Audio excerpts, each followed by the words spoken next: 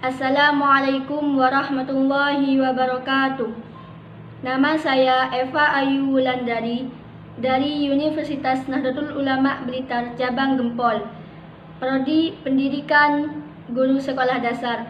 Di sini saya akan memenuhi tugas ujian tengah semester dari dosen kami, Bima Tangguh Alam MPD. Di sini saya akan menjelaskan sedikit tentang pengelolaan dan pelaksanaan proses pembelajaran. Pengertian pengelolaan pembelajaran. Pengelolaan itu berasal dari kata kelola dan istilah lainnya yaitu manajemen, yang artinya ketatalaksanaan, tata pimpinan.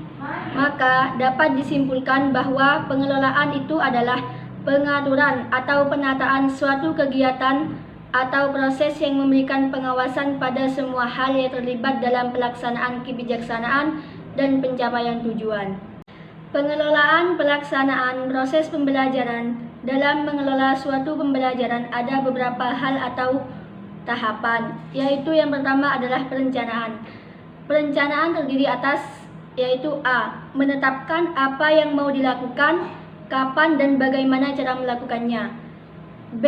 Mengatasi sasaran dan menetapkan pelaksanaan kerja untuk mencapai hasil yang maksimal melalui proses penentuan target.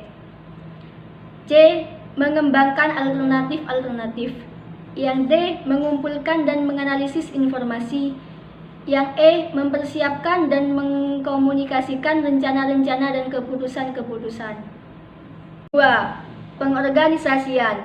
Pengorganisasian terdiri atas A. Menyediakan fasilitas, perlengkapan, dan tenaga kerja yang diperlukan untuk menyusun kerangka yang efisien dalam melaksanakan rencana-rencana melalui suatu proses penetapan kerja yang diperlukan untuk menyelesaikannya.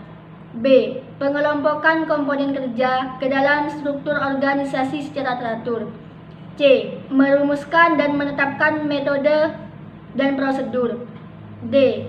Memilih, mengadakan latihan dan pendidikan tenaga kerja serta mencari sumber-sumber lain yang diperlukan. 3. Pengarahan. Pengarahan terdiri atas A. Menyusun kerangka waktu dan biaya secara terperinci. B. Memperakasai dan menampilkan kepemimpinan dalam melaksanakan rencana dan pengambilan keputusan. C. Membimbing dan memotivasi dan melakukan supervisi. 4. Pengawasan. Pengawasan terdiri atas A. Mengevaluasi pelaksanaan kegiatan dibandingkan dengan rencana. B. Melaporkan penyimpangan untuk tindakan koreksi dan merumuskan tindakan koreksi. Menyusun standar-standar dan saran-saran. C. Menilai pekerjaan dan melakukan tindakan koreksi terhadap penyimpangan-penyimpangan. Dalam kegiatan belajar mengajar ini, terdapat dua hal yang ikut menentukan keberhasilan, yakni pengaturan proses belajar mengajar dan pengajaran itu sendiri. Dan keduanya saling ketergantungan satu sama lain. Kemampuan mengatur proses belajar mengajar yang baik akan menciptakan situasi yang memungkinkan anak belajar, sehingga merupakan titik awal keberhasilan pengajaran. Untuk menciptakan suasana yang menumbuhkan gairah belajar, meningkatkan prestasi belajar siswa, mereka memerlukan pengorganisasian proses belajar yang baik. Proses belajar mengajar merupakan suatu kegiatan guru menumbuhkan organisasi proses belajar mengajar yang efektif, yang meliputi tujuan pengajaran, pengaturan penggunaan waktu luang, pengaturan ruang dan alat perlengkapan pelajaran di kelas, serta mengelompokkan siswa dalam belajar. Tujuan pembelajaran adalah merupakan pangkal tolak keberhasilan dalam pengajaran.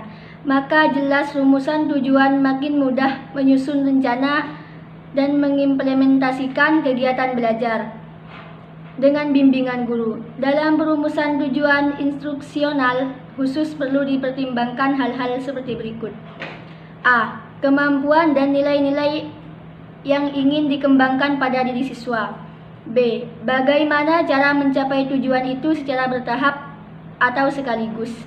C. Apakah perlu menekankan aspek-aspek tertentu. D. Seberapa jauh tujuan itu dapat memenuhi kebutuhan perkembangan siswa. E. apakah waktu yang tersedia cukup untuk mencapai tujuan itu? Jadi, untuk mewujudkan suasana belajar di mana siswa menjadi pusat kegiatan belajar atau menjadi siswa yang aktif, organisasi kursi dan alat-alat lain harus mudah dipindah-pindah untuk kepentingan kerja kelompok. Ruangan dan fasilitas yang tersedia perlu diatur untuk melayani kegiatan belajar.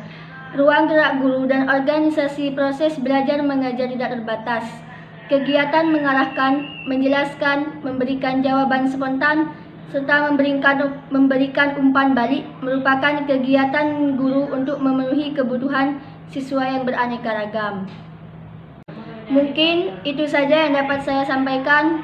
Kurang dan lebihnya saya mohon maaf yang sebesar-besarnya. Assalamualaikum warahmatullahi wabarakatuh.